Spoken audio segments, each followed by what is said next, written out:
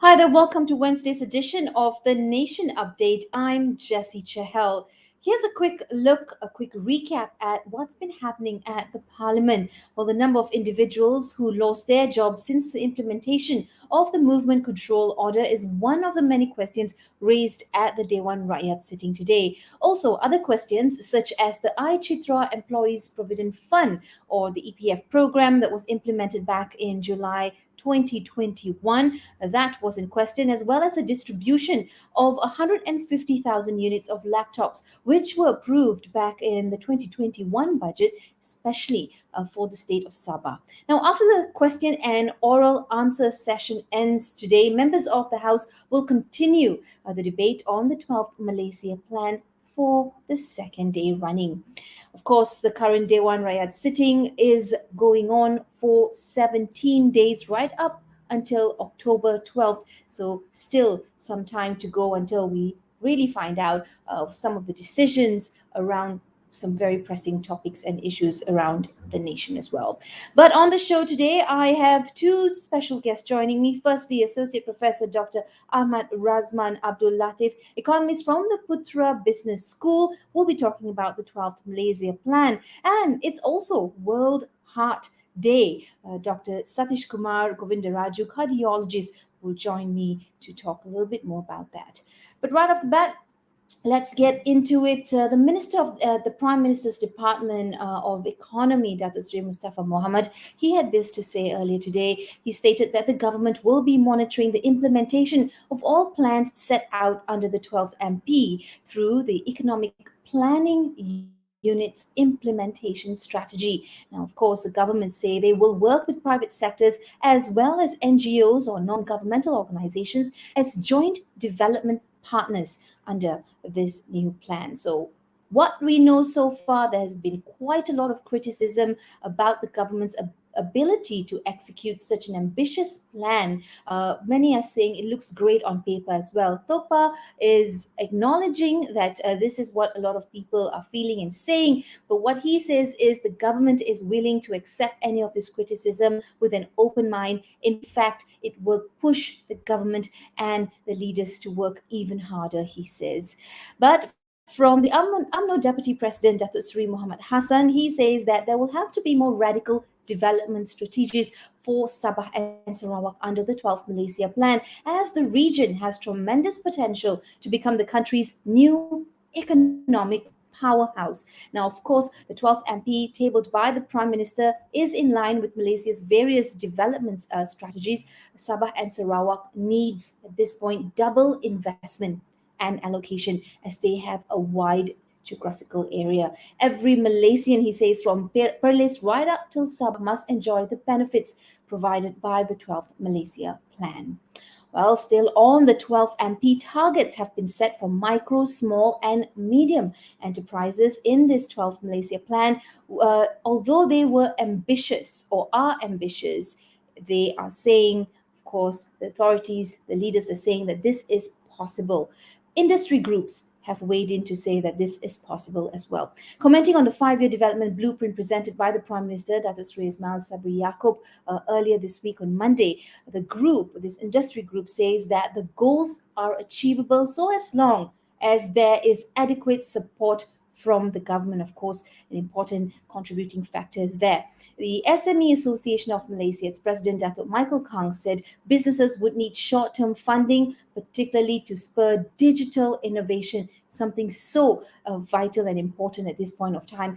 45% of the targeted GDP and 25% for exports should be achievable if the government works closely with industries, especially those industry associations who can help to build on capacity building and regional expansion as well. Meanwhile, Yo Seng Hui of Samantha, which is the Small and Medium Enterprises Association's Secretary General, said that the government must provide more liberal economic environment for SMEs or MSMEs to grow in order to achieve the targets that's been set out by the 12th Malaysia Plan. From the FMBA, or the Federation of Malaysia Business Associations, its Vice President, Dato A.T. Kumara Raja, said that the government must put in five times the usual effort in order for MSMEs to reach the set targets. Significantly more details are needed to fully synchronize with the 2030 shared prosperity vision. Of course, to tell us a little bit more and to weigh in on the 12th Malaysia Plan, I have a guest joining me today. Now, part of the 12th Malaysia Plan, a lot of it comes down or boils down to the 400 billion ringgit that's been set aside for existing and new projects. It's apparently the biggest development plan for the next 5 years, right up to 2025. It is also the first major national policy document by the current Prime Minister. The budget is a 54% jump from Najib's 11th iteration, worth 260 million. These are big numbers. Now let's bring in a better mind to help us navigate this. Joining me is Associate Professor Dr. Ahmed Razman, Abdul Latiff, economist from the Putra Business School. Prof, it's good to speak to you once again. Of course, the 12th Malaysia Plan, people are calling it ambitious. Some are calling it realistic. So it does seem like it's, two ends of the stick here. But if you look closer into it, what are you, or rather, what are you seeing? What kind of plan is this?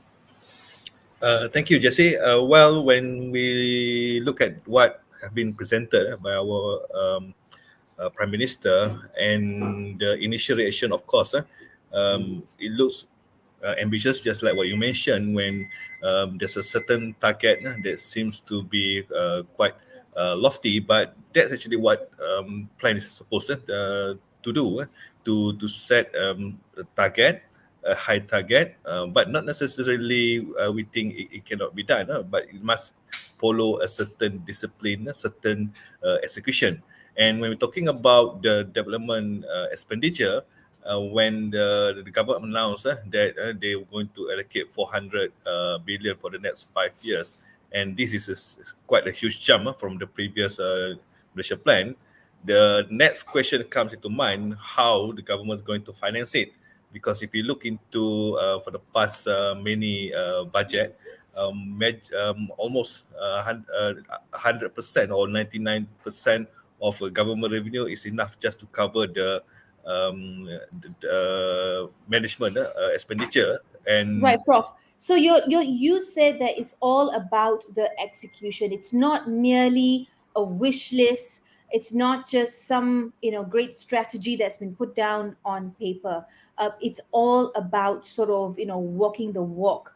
Now we know that yes, with the 12th Malaysia Plan, there are three main themes. One is, of course, to restart, to jumpstart the economy, then to strengthen well-being, security, and also inclusivity, as well as, very importantly, to advance in terms of sustainability. How do you view these three themes? How are you approximating this? yes, when we look into the first one, resetting the economy, we have to kickstart the economy. And RMK 12 or the Malaysia Plan 12 has set this target average of GDP growth between 4.5% to 5.5%. We know the average GDP growth for the 11 Malaysia Plan was only 2.7%. But whether this is realistic, well, when we look into the first 4 years of growth during in the 11 Malaysian plan, the average growth is about 4.9%. So I can say But that but it's, but Prof, if I can jump in here, we are comparing to a plan that is pre-pandemic. We are now in a pandemic. Can we set those milestones against figures and achievements of a plan that was pre-pandemic? well, when we look into even the second quarter GDP growth is about 16%. So meaning that it is achievable, and economic indicator for the past few months has been encouraging, especially on the export value. And also, we are also being helped by the high commodity prices for oil, rubber, and palm oil. So that's essentially something that I would consider realistic. But the only thing that perhaps, that I think perhaps a little bit ambitious is to increase the Malaysia gross national income per capita from 42,000 ringgit to 57,000, and to increase the average monthly household income from 7,160 to 10,000. Because Yes. when we look into the statistic from 2016 to 2019, the average household income only increased less than 1,000. So Mhm. here is an increase about almost 3,000 within 4 years. So I think that's actually the one that people are thinking maybe it's a bit too ambitious. And Okay, when but has these figures been placed there because we want to qualify as a high income economy, which is a measure and a standard that's set by the World Bank?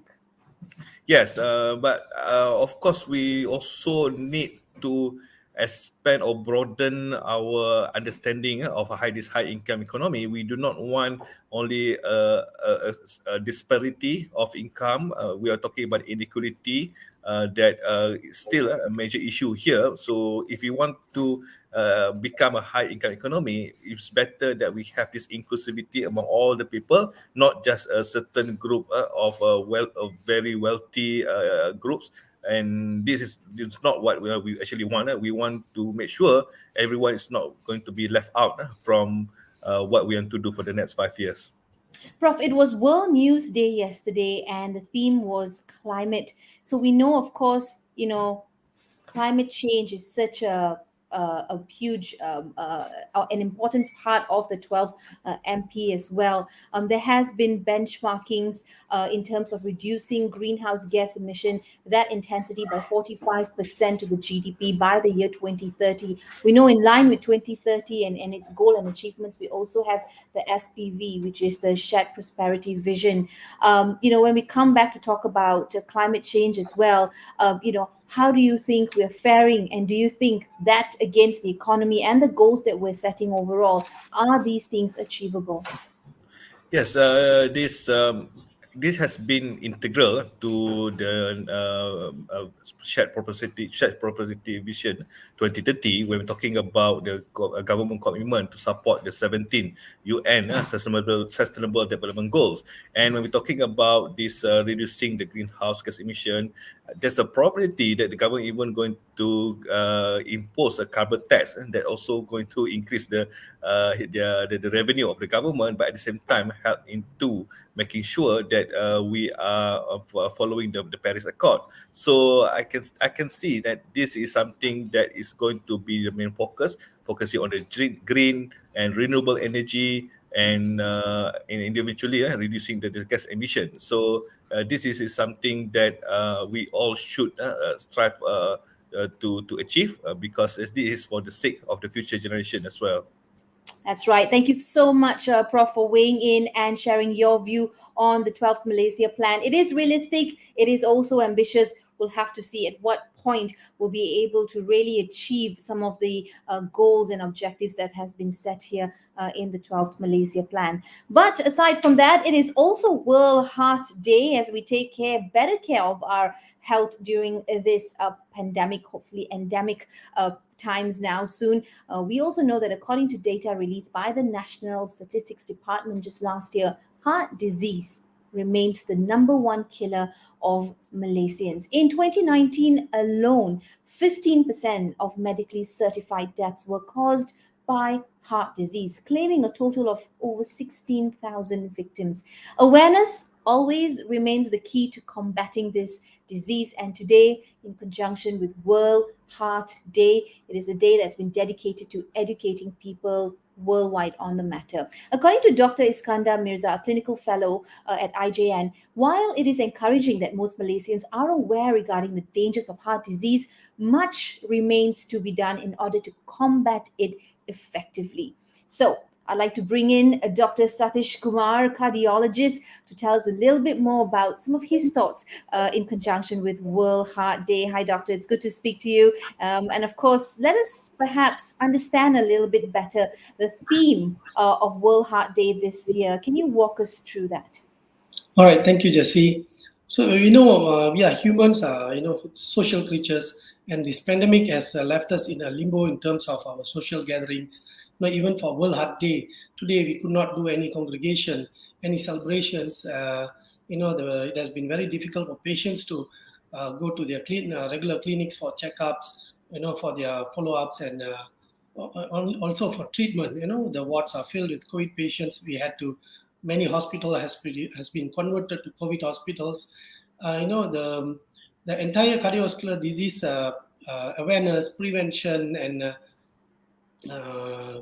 what else? The management has been left in limbo because of this. That's why the theme for this year World Heart Day is about harnessing the power of digital health to improve the awareness, to improve the prevention and management of cardiovascular disease globally. That has been the theme this year. It collectively calls for everyone from individuals, healthcare workers, from organization to countries to harness this power of social media, the power of digital healthcare to bring about this change in cardiovascular health. And such an apt theme at such a right time as well, when everyone's taking to social media and are just generally online for some form of work or even leisure. And so it's a good place to start by reminding that we need to improve our digital health as well, at the same time promoting awareness and of course prevention, always better than cure, especially where the heart is concerned. Let's talk about looking after the heart. What are some of the new sciences telling us about what we can do and what we must do to ensure we have good heart health? Okay, what we have now is in terms of new science, looking at prevention. Now we have better data. Before this, we used to say, what is bad for our health, but now we have better data in terms of what is good for our health. So the reason, even the Harvard research has proven that it's a plant-based diet is the best for your heart. So we have a better recommendation for diets compared to before now. And then we know now that which are the lipids that are bad for us. It's not all are bad. We know now that through research, the trans fat, which is really harmful for your health. And we know now more than ever, we have irrefutable data on the evidence of the dangers of smoking, now how it makes your blood sticky and how it damages the lining of your blood vessels. So we have there is no more dispute on whether smoking really damages your heart. So we have good evidence in terms of that. And then we have good recommendations for exercise. Before these doctors used to say, go for exercise, but now we have a better recommendations where we know we need to exercise at least 30 minutes a day for 5 days. So these are the new scientific data and scientific recommendations we have for better cardiovascular health.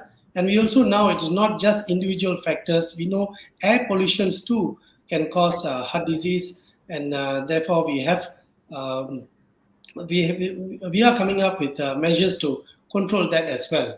So in terms of treatment, so that was prevention. In terms of treatment, we have better risk stratification tools to identify which is the target population to be aggressively treated for this.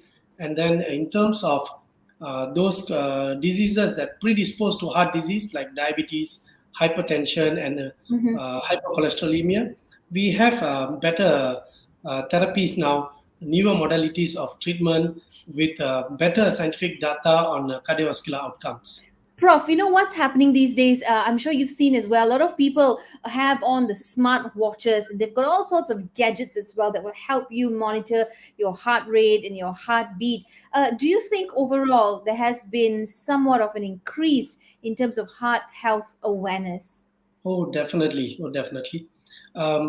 What we are seeing is that, first, before this, the watches and the wearables are becoming a trend now. Before this, what we saw with the WhatsApp and Facebooks and Instagram, people started posting how long they ran, the map of their running, and then how many kilometers, the pace of their run, and things like that, even cycling and all.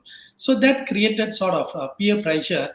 And then I think it definitely has pushed people away from sedentary lifestyle to a certain extent. Okay, when they get these peer pressures of they also need to post and things like that. And then once these smartphones and smart watches have become a trend now, invariably almost everyone is using it now. With that, now we have a better way of really measuring objectively how much exercise you have done, how much steps you have walked, how much calorie you have burnt. There are even some apps even allow you to calculate the calories of the food that you take photo of. So Mhm. all these have definitely created lots of awareness, and this is definitely a revolution in terms of healthcare, because that's what I see. Many of my patients, even those who are coming to clinic nowadays, when I ask them, "Have you exercised?" They are ready to come show their weekly exercise, how much they have done, Report. how much they've walked. Yeah, Yes, yeah. so Doc, that very is. quickly, I don't have much time left with you, but some of us are on blood thinners, for example, BP medicine, and they say that, once you're on it for life. Are we seeing any better development in this area? All right. So the very reason these people are put on these medications is because they have a condition that predisposes them to cardiovascular disease, or they have a cardiovascular disease. Yeah, as I mentioned, these are lifestyle diseases where it takes a lots of effort to change your lifestyle. So until then, I think we are. I don't want to send any wrong signal here. I want to say that these medications are given to patients with high risk. So that means if you are on it, that means the doctors really think you are at a very high risk of cardiovascular disease, and you have to take it on a daily basis. So Doc, in conjunction with the World Heart Day, what would your message be to Malaysians? Malaysians, it will be a very simple message. Heart health is not very difficult to take care of. You just need to consciously eat, be very mindful of what the calories, the quality of the food that you take. Go for more of plant-based diet. If those smokers, it's never too late to quit smoking. You can always stop, and then it's never too late to stop. And in terms of exercise, go for regular exercise. The recommendation is 30 minutes a day, 5 times a week.